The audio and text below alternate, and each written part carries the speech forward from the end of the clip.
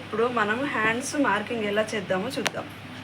First double fold చేసుకోవాలి. Cloth చేసుకున్న తర్వాత ఇంకో ఫోల్డింగ్ చేయాలి. ఓపెన్స్ అటువైపు వచ్చే విధంగా పెట్టుకోవాలి. తర్వాత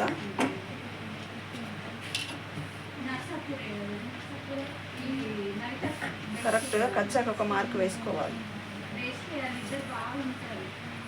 తర్వాత మెయిన్కి ఒక లైన్ వేసుకోవాలి. తర్వాత బ్లౌజ్ హ్యాండ్ పొడవు ఎంత ఉందో చూసుకుందాం.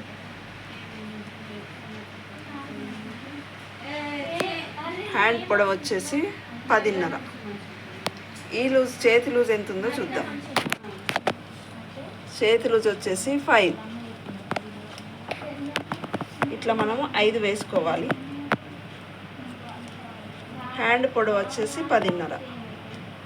10.5కు ఒక మార్క్ వేసుకోవాలి. పైన ఒక మార్జిన్కి ఒక లైన్ మార్క్ వేసుకోవాలి.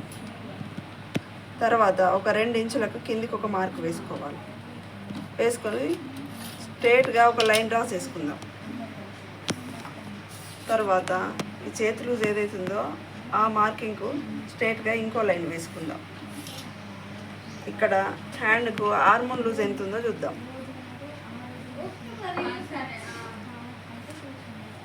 హార్మోన్ లూజ్ వచ్చేసి 7.5 ఉంది. మనము ఈ ఫస్ట్ మార్కింగ్ కాకుండా సెకండ్ మార్కింగ్ నుంచి పెట్టుకోవాలి. 7.5 అంటే ఇక్కడ 7.5 పాయింట్ పెట్టుకొని ఇక్కడ ఈ అడ్డం లైన్ ఏదైతే వేసుకున్నామో అక్కడ ఒక మార్కింగ్ పెట్టుకోవాలి. పెట్టుకున్న తర్వాత ఈ చేతి లూజ్కును హార్మోన్ లూజ్కు కరెక్ట్గా ఒక లైన్ డ్రా చేసుకోవాలి. అప్పుడు మనం షేప్ వేసుకోవాలి.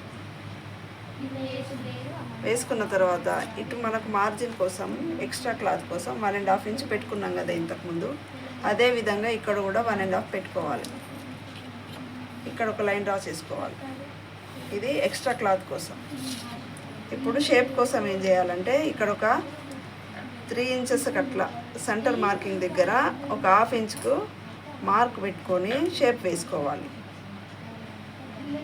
ఇది ఫ్రంట్ పార్ట్కి వస్తుంది. ఇది ఫ్రంట్, ఇది బ్యాక్, ఇది హ్యాండ్ మార్కింగ్.